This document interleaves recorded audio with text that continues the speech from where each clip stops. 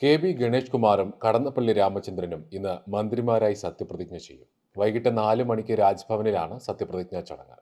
എൽ.ഡി.എഫിലെ മുൻ ധാരണ പ്രകാരമാണ് 2.5 വർഷത്തിന് ശേഷമുള്ള മന്ത്രിസഭയിലെ അഴിച്ചുപണി. ഗണേഷ് കുമാറിന് ഗതാഗതവും കടന്നപ്പള്ളിക്ക് തുറമുഖ വകുപ്പുമാണ് ലഭിക്കുക. ഗണേഷ് കുമാറിന് സിനിമാ വകുപ്പ് കൂടി ലഭിക്കണമെന്ന് കേരള കോൺഗ്രസ് ബി ചോദിച്ചിരുന്നു. ഇക്കാര്യത്തിൽ അന്തിമ തീരുമാനം ഇന്നുണ്ടാകും. പ്രധാനമന്ത്രി വിളിച്ച ചീഫ് സെക്രട്ടറിമാരുടെ യോഗം ഉള്ളതിനാൽ ചീഫ് സെക്രട്ടറി ബി വേണു ചടങ്ങിനെത്തില്ല. പകരം അഡീഷണൽ ചീഫ് സെക്രട്ടറി ശാരദാ മുരളീധരനാണ് പങ്കെടുക്കുക.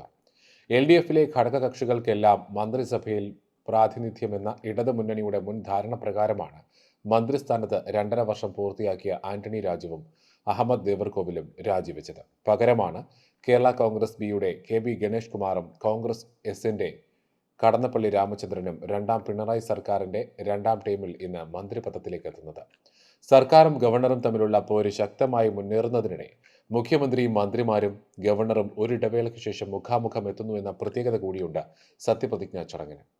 സത്യപ്രതിജ്ഞയ്ക്ക് പിന്നാലെ ഗവർണറുടെ ചായ സൽക്കാരവും ഉണ്ടാകും. ചടങ്ങിന് ശേഷം ഗവർണർ മുംബൈയിലേക്ക് തിരിക്കും.